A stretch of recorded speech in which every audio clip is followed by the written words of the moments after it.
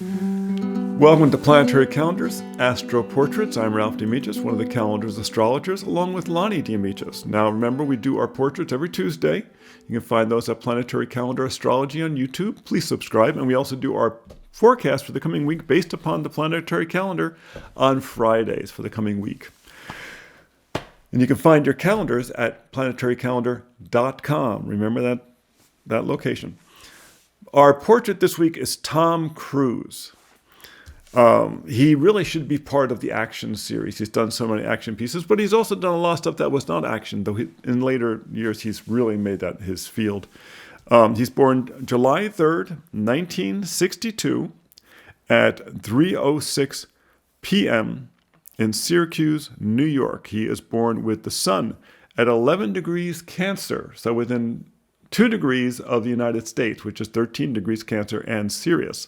He actually has a little cluster of stuff there, but it's all asteroids, which is interesting. He's got Ceres at 11 degrees, Juno at 11 degrees, Ceres the shepherd, Juno the marriage asteroid, and Vesta, the sense of mission, at 13 degrees. And then the nodal point Selena at 23 degrees. So he comes across as tremendously nice, but he also has this tremendous sense of femininity to him. This part of his personality has all these feminine qualities, or feminine talents. That's what the asteroids, many times the major asteroids give us, the classic feminine skills. The Ceres conjunct his sun is why he's made such a great producer. He's good at shepherding other people. Juno conjunct the sun means he's great with partnering with people. Vesta conjunct the sun means he has a strong sense of mission. When he's working on something, he's focused on it. And Selena just makes him tremendously likable, which is good because he's got Scorpio rising. And so he's really kind of driven. And he's got Neptune at the rising at 10 degrees Scorpio, which is something people don't recognize. Whenever there's an outer planet that you can't see without a telescope close to the ascendant, people don't see it in you until they get to know you. But he's someone who's always, his imagination is always going. He's very visionary in that approach, but very driven, especially because the Mars is opposite in Taurus. The Mars is in Taurus at 26 degrees, opposite the rising, generally not exactly opposite, but opposite by house. So he's very inclined to partner with people who have money and power and may be difficult to deal with because it's 26 degrees Taurus is right at the star Algol. It's not an easy star. It's a powerful star. So he's very good at partnering with, difficult partners, and difficult partners can oftentimes be very powerful. And he has Pallas Athena there, so he's good at working with women. He's really good at working with women, partnering with women in his projects. He has part of fortune in Scorpio in the first house, so he always does best when he's controlling the project. And in recent years, he's become a very, very important producer. Now, with his sun and this group of asteroids up in the 9th house, he's someone who's kind of always planning for the future. He's like endlessly optimistic. Cancer, by its nature is it's kind of, crabby. It tends to be crusty and tends to be, reclusive. But the 9th house is a very strong house for Cancer. Know why? Because the Jupiter's exaltation, the point of its best friend, is the sign of Cancer. So Jupiter in the 9th house has this kind of illuminated quality. It tends to be, kind of doubly blessed. He has the moon in Leo. And here you have another cluster of things going on. You have the moon at 2 degrees in Leo, North Node at 9 degrees in Leo. So being on stage and being visible is great for his development. The midheaven at 9 degrees conjunct the node. Okay, so he has this reincarnational connection to being successful. Venus at 19 degrees Leo, right? So drama, a career based upon drama, based upon the arts. Astraea, which has to do with legal issues, so a person's willing to make commitments, and Uranus at 27 degrees Leo. So you have 6 points in Leo at the midheaven. This is someone who wants visibility, though that was not, and that was his focus because his midheaven is there. That was his career focus. Okay, so the Cancer, people oftentimes underestimate Cancer. In our use of the dignities, we actually ascribe the sun's feminine ruler to Cancer. The sun in Cancer is a very, very strong position. You look at a lot of very successful people in many different areas, you find a tremendous number of Cancerians, easily as many as you find Leos in leadership positions. It's a very strong position. Never underestimate the Cancerians. You know, they may not barge in on you like the Leos do. It's not the extrovert version. It's the responsive version. It's not the dynamic position. It's the responsive position. Something happens and they respond, and that's how their leadership functions. Okay, they don't just run out in the front. They see what's going on and then they adapt to it very successfully. He has Pluto in Virgo. It's a generational thing in the 8th house, but that actually adds some globalization to his work. And then below the horizon, you have all the stuff above the horizon. You know, the Mars, Mercury in Gemini. So Mercury in a rulership position in the 8th house, a very good manager of shared resources, very, very quick to do stuff. And then the Sun, the Moon, Venus, Pluto, all above the horizon. But below the horizon, you have Saturn in Aquarius in the 4th house, retrograde. That's a really difficult position, conjunct the South Node. And he came from a very disrupted early family life.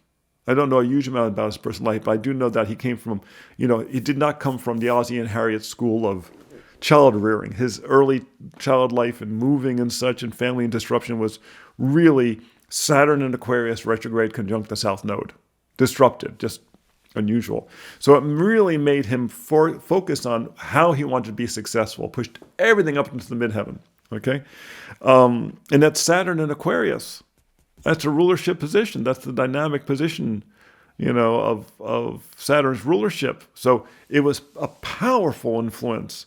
It was considered perfectly appropriate at the time. And then he has Jupiter in Pisces in the 5th house, conjunct Chiron, the healer's asteroid. It's our body. It's Jupiter in Pisces is this feminine rulership of Jupiter. So he has Saturn in its masculine rulership, Jupiter in Pisces in its feminine rulership. It's funny because in 2021, we had that configuration, Saturn in Aquarius and Jupiter in Pisces. We had the configuration again at 22. So we're having that return of that position for him. So it's not surprising he's had a lot of success in recent years. This whole pattern is working for him. He has that in the 5th house. Jupiter in Pisces is tremendously imaginative. Retrograde means that the imagination is internalized in the 5th house of creativity.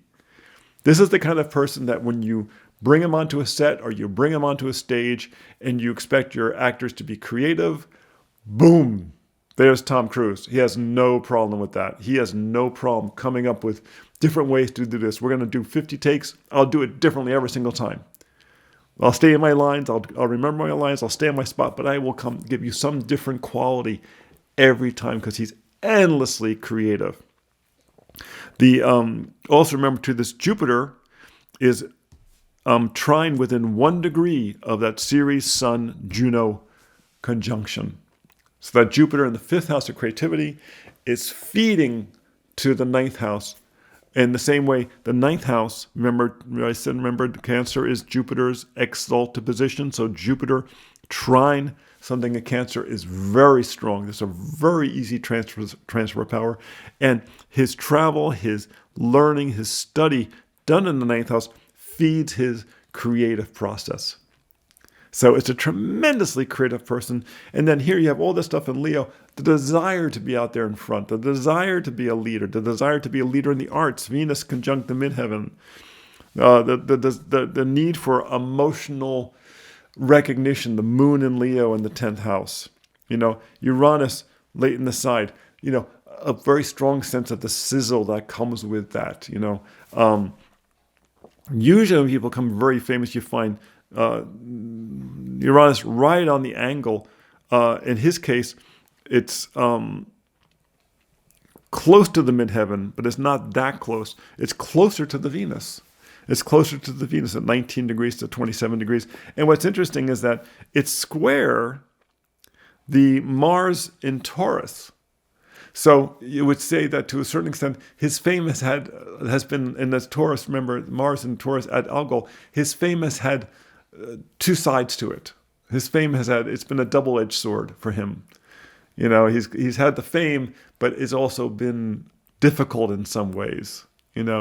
Parts of his life he would not like to have been revealed have come out. So he has this bit of a dual image in the world, and of course that also sets off to that rising into part of fortune at 23 degrees Scorpio, which is part of that big T. So once again, his willingness to kind of jump into something intensely. Now it's interesting. I know he has a long connection with Scientology. Having that Sun Ceres Juno Vesta conjunction in the ninth house would speak to a deep interest in some type of spiritual pursuit. Some very deep interest in that type of pursuit, as well as athletic skill and having a world view, which I'm sure he has developed with all the travel he has done. So that's Tom Cruise. Like I said, July 3rd, 1962, a Tuesday at 3:06 p.m. in Syracuse, New York. A very interesting portrait. I hope you found that interesting, illuminating.